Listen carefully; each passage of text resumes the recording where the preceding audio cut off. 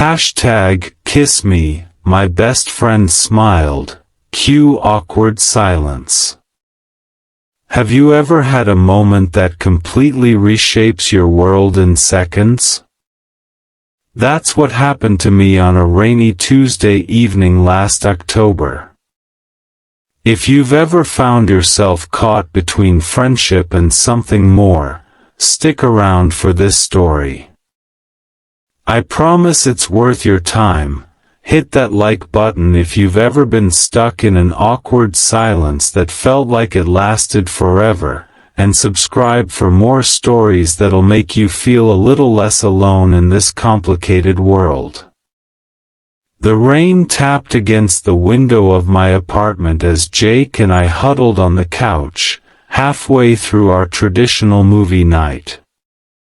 We'd been best friends since freshman year of college, 5 years of inside jokes, late-night study sessions, and being each other's emergency contact. Nothing romantic had ever happened between us, not even close. At least, that's what I thought. "Pass the popcorn," I said, not looking away from the screen where the movie's protagonists were having their inevitable third-act fight. Jake didn't respond. When I turned to grab the bowl myself, I found him staring at me with an expression I'd never seen before. His usual easy smile was replaced by something more vulnerable, his eyes focused on mine with an intensity that made my stomach flip. "What?" I asked, suddenly self-conscious. "Do I have something on my face?" He took a deep breath. "Emma," he said, his voice barely audible over the movie's soundtrack. Then, "Kiss me," my best friend smiled. Cue awkward silence. The world seemed to stop. The movie faded into background noise. I could hear my heartbeat drumming in my ears as I stared back at him, completely frozen. 5 years of friendship flashed before my eyes. Every movie night, every coffee run, every time he'd helped me move apartments or listened to me cry over failed relationships. Was I willing to risk all of that? "Jake," I started, but couldn't finish. What was I supposed to say? That I'd thought about this moment more times than I cared to admit? That I was terrified of ruining the one constant relationship in my life? He broke the silence first. "Forget it," he said, the vulnerability vanishing from his face as he turned back to the TV. "Too much wine." "Sorry." But something had shifted. The comfortable bubble of our friendship had popped, and now we were floating in uncharted territory. The rest of the movie passed in strained silence. When it ended, Jake made an excuse about an early meeting and left without our usual goodbye hug. I didn't sleep that night. My mind replayed that moment over and over again, the look in his eyes, the words that hung between us, and most of all, my inability to respond. By morning, I had convinced myself I'd made the right choice. Friendship was safe. Romance was messy. Why complicate something that worked so well? The following week was excruciating. Our text conversations became short and formal. Our daily coffee meetups happened less frequently. Jake started mentioning a coworker named Olivia more often.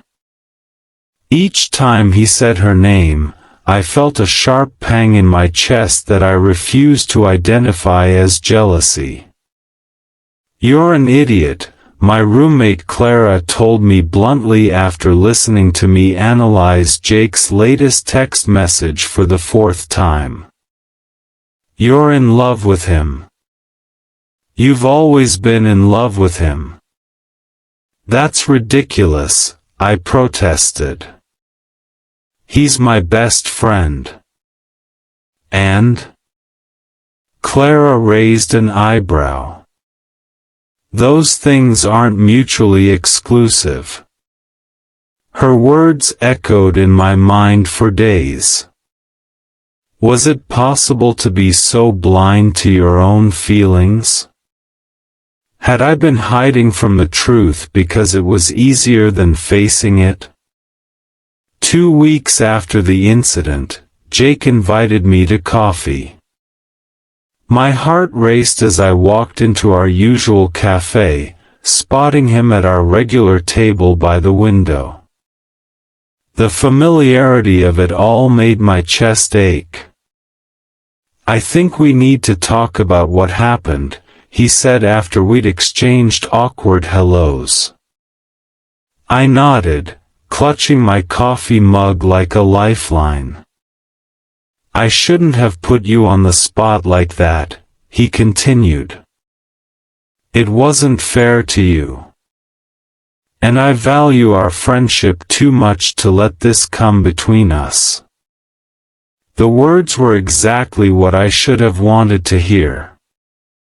A return to normalcy. A way back to our comfortable friendship. So why did they make me feel like crying? What if I don't want to go back? The words left my mouth before I could stop them. Jake froze. "What do you mean?" "I mean," I took a deep breath, "what if I was just scared? What if I've been scared for years? What if the reason none of my relationships ever work out is because they're not you?" It was Jake's turn to be speechless. I watched his face cycle through confusion, hope, and finally, cautious joy.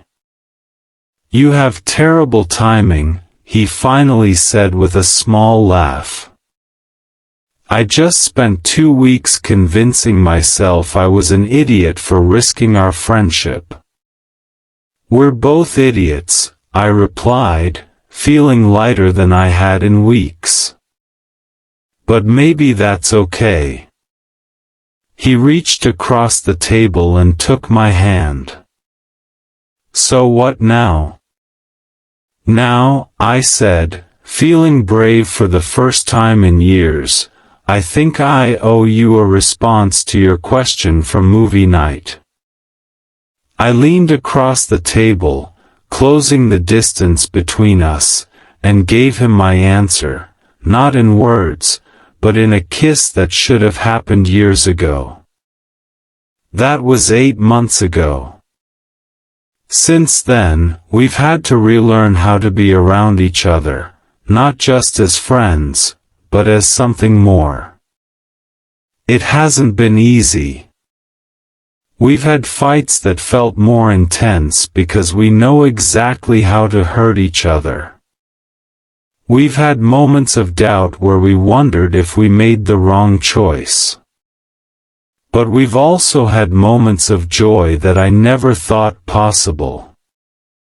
Moments where I look at him and think, "Oh, there you are. I've been looking for you my whole life." The truth is, sometimes the biggest risks lead to the greatest rewards. Sometimes the line between friendship and love is blurrier than we'd like to admit. And sometimes, the most important person in your story has been there all along, just waiting for you to be brave enough to see them. So if you're watching this and thinking about someone in your life, someone who makes you laugh, who knows your coffee order, who's seen you at your worst and stayed anyway, maybe it's time to ask yourself if there's something more there. Maybe it's time to be brave. Because the awkward silence? It passes. But regret can last a lifetime. If this story resonated with you, please like and subscribe for more stories about life, love, and all the messy parts in between. Remember, sometimes the greatest love stories aren't the ones with love at first sight, they're the ones that build slowly, one movie night at a time, until you realize that home isn't a place, but a person. And sometimes, that person has been your best friend all along.